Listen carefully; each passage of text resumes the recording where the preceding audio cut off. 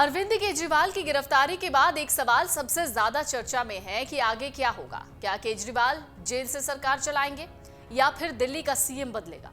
फिलहाल केजरीवाल मुख्यमंत्री रहते हुए गिरफ्तार होने वाले देश के पहले नेता हैं। तो अरविंद केजरीवाल की गिरफ्तारी के बाद दिल्ली की सरकार और आम आदमी पार्टी चलेगी कैसे। दिल्ली, पंजाब, हरियाणा और गुजरात में पार्टी अपना चुनाव अभियान शुरू करने वाली थी और उसके स्टार प्रचारक केजरीवाल ही थे, लेकिन उससे पहले ही केजरीवाल अरेस्ट हो गए। कुछ खबरों में कहा गया था कि गिरफ्तारी की आशंका के बीच नेतृत्व को लेकर जिन नामों पर चर्चा चली उनमें अरविंद केजरीवाल की पत्नी सुनीता केजरीवाल, दिल्ली सरकार में मंत्री आतिशी और सौरभ भारद्वाज के नाम शामिल हैं। वहीं अगर दिल्ली सरकार में मंत्री आतिशी की बात करें तो उनके ऊपर शिक्षा, वित्त, पीडब्ल्यूडी, राजस्व समेत सबसे ज्यादा पोर्टफोलियो की जिम्मेदारी है। उन्हें केजरीवाल का खासम खास माना जाता है।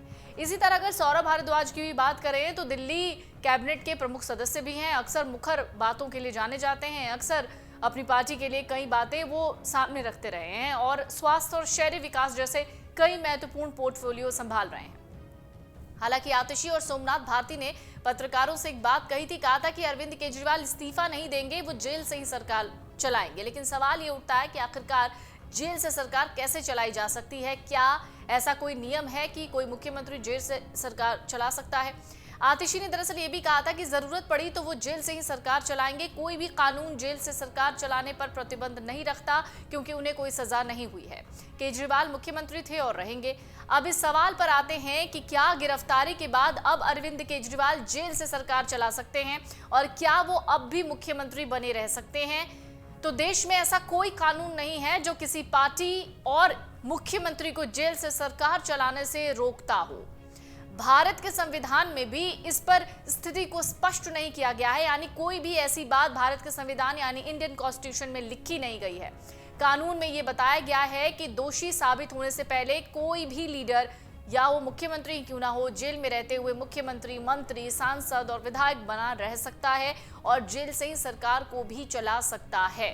और इस हिसाब से अभी अरविंद केजरीवाल को जेल से दिल्ली की सरकार चलाने में कानूनी रूप से कोई परेशानी नहीं होगी। लेकिन ये सब होगा कैसे। दरअसल कुछ जो विशेषज्ञ हैं, लॉ एक्सपर्ट्स हैं, वो कहते हैं कि जेल से सरकार जो चलाना है वो आसान काम नहीं है। जेल मैनुअल को इसके लिए जानना और समझना होगा। जेल मैनुअल कहता है कि हफ्ते में 2 बार ही घर वालों या दोस्तों से या किसी और से मिला जा सकता है। उन्होंने कहा कि अगर केजरीवाल को हफ्ते में 2 बार लोगों से मिलने की परमिशन मिलती है तो उससे सरकार तो नहीं चलेगी। जेल नियमों के हिसाब से किसी जगह को जेल डिक्लेयर किया जा सकता है, यानी कोई पर्टिकुलर स्पेस है उसको जेल जैसा बनाया जा सकता है, यानी कि घर को भी जेल डिक्लेयर किया जा सकता है। हाउस अरेस्ट इसी का एक सबसे बड़ा उदाहरण है। लॉ एक्सपर्ट ये भी कहते हैं कि ये पावर एडमिनिस्ट्रेटर यानी कि एलजी के पास होती है कि किसी बिल्डिंग को जेल डिक्लेयर कर सकते हैं। किसी जगह को टेम्पररी जेल बनाना कितना आसान है, यानी अगर आप किसी एक स्पेस को टेम्पररी जेल बनाते हैं तो वो कितना मुश्किल और कितना आसान है, इसको आप कुछ ऐसे समझ सकते हैं कि सुब्रतो राय सहारा के मामले में ऐसा हो चुका है। कोर्ट कॉम्प्लेक्स को ही जेल डिक्लेयर कर दिया गया था।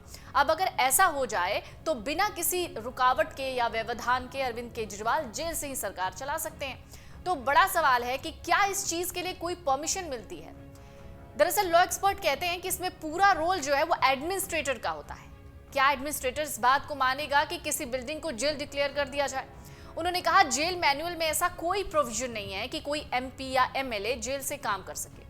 चीफ मिनिस्टरशिप तो बहुत दूर की बात है। किसी जगह को टेम्पररी जेल बनाया जाना यानी एलजी यानी एडमिनिस्ट्रेटर की हामी पर ही मुमकिन है, यानी अगर एलजी चाहता है यानी जो एडमिनिस्ट्रेटर है वो चाहता है तभी ये मुमकिन है। अब इसको समझने के लिए आपको प्रिजन एक्ट को समझना होगा। प्रिजन एक्ट में ये है कि आप किसी बिल्डिंग को स्पेशल जेल डिक्लेयर कर सकते हैं। आम हो या खास, सबके लिए जेल में हफ्ते में 2 बार मुलाकात का ही प्रावधान है। पहले कभी बी क्लास और सी क्लास होता था, लेकिन अब ऐसा नहीं है। तो क्या है कानूनी प्रावधान। लीगल एक्सपर्ट्स तो यहां तक कहते हैं कि गिरफ्तारी पर इस्तीफा देने की तो कोई बाध्यता ही नहीं है। मतलब अगर आप गिरफ्तार हो गए तो आपको इस्तीफा देना ही पड़ेगा, ऐसा कुछ नहीं है। आप जेल में रह सकते हैं, वहां से सरकार चला सकते हैं। अगर आपको कोई परमिशन मिलती है एलजी से या किसी एडमिनिस्ट्रेटर से, यानी किसी भी तरीके की कोई रोक नहीं है कि आप जेल से सरकार नहीं चला सकते या फिर आपकी सांसदी या विधायकी छिन जाएगी। तो इस स्थिति में किसी भी मुख्यमंत्री की गिरफ्तारी होने से तुरंत उसका पद नहीं जा सकता। दूसरी ओर कुछ एक्सपर्ट्स तो ये भी कहते हैं कि ये देखना होगा कि जेल से सरकार चलाना कितना प्रैक्टिकल होता है, साथ ही लोकतंत्र की जो परंपराएं हैं उसके कितने अनुरूप होगा। अब फर्ज कीजिए कि कोई मुख्यमंत्री जेल में है और जेल से सरकार चला रहा है, तो शायद ये बहुत मुश्किल होगा, क्योंकि उससे मिलने आने जाने वाले सिर्फ सप्ताह में 2 दिन ही मिल सकते हैं। तो जेल के नियमों से लेकर तमाम तरह के पहलुओं पर बहुत कुछ डिपेंड करेगा। लोकसभा के जो पूर्व महासचिव हैं और संविधान विशेषज्ञ हैं, उनका भी कहना है कि वीडियो कॉन्फ्रेंसिंग के जरिए भी कैबिनेट मीटिंग्स तो होती है, लेकिन ये जेल में पॉसिबल नहीं है। हालांकि जहां तक जेल से कैबिनेट मीटिंग या मंत्रियों के साथ मीटिंग का सवाल है, तो इसके लिए जेल प्रशासन की मंजूरी बहुत मैटर करती है। तो पहला तो एडमिनिस्ट्रेटर हो गया, यानी एलजी या कोई और जिसके बारे में हम बात कर रहे थे, कोई भी एडमिनिस्ट्रेटर एलजी, और दूसरा हो गया कि जेल इस पर किस तरीके से सोचता है या उसका मैनुअल क्या कहता है। ये पूरी तरीके से जेल अथॉरिटी पर ही डिपेंड करता है।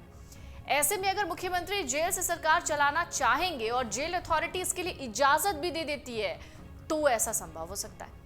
इसके साथ ही करप्शन केस में गिरफ्तारी के बाद मुकदमा चलाने के लिए गवर्नर की मंजूरी लेनी होती है। ऐसे में जेल से सरकार चलाना प्रैक्टिकली तो बहुत ज्यादा संभव नहीं है, लेकिन इसको लेकर अभी भी दुविधा है। ऐसे में बहुत कुछ कोर्ट पर निर्भर करेगा। लीगल एक्सपर्ट्स और सुप्रीम कोर्ट के कई एडवोकेट्स हैं, वो ये भी कहते हैं कि कोई भी मंत्री या मुख्यमंत्री अगर किसी मामले में गिरफ्तार होते हैं और जेल जाते हैं, तो उन्हें इस्तीफा देने की कोई बाध्यता नहीं है। फिर से बता रहे हैं, यानी कोई भी मुख्यमंत्री या मंत्री या सांसद जेल जाता है तो ये जरूरी नहीं कि उसे इस्तीफा देना ही पड़ेगा। पिछले साल दरअसल सुप्रीम कोर्ट में एक अर्जी दी गई थी, जो मंत्री जेल जाता है उसे पद से वंचित किया जाना चाहिए। तब सुप्रीम कोर्ट ने कहा था कि रिप्रेजेंटेशन ऑफ पीपल्स एक्ट में ऐसा कोई प्रावधान नहीं है जो मंत्री को पद से इस्तीफा देना अनिवार्य करता हो। आपको यह भी बता दें कि कोई सीएम या मंत्री अगर जेल जाता है तो कानूनी तौर पर इस्तीफा देना अनिवार्य नहीं है, और इस बाबत कई एडवोकेट्स ये बातें बताते भी हैं। कहते हैं कि एक्ट में सजा याफ्ता को 6 साल तक चुनाव लड़ने पर बैन है, लेकिन कोई आरोपी है और जेल में भी है तो वो एमपी और एमएलए का चुनाव लड़ सकता है।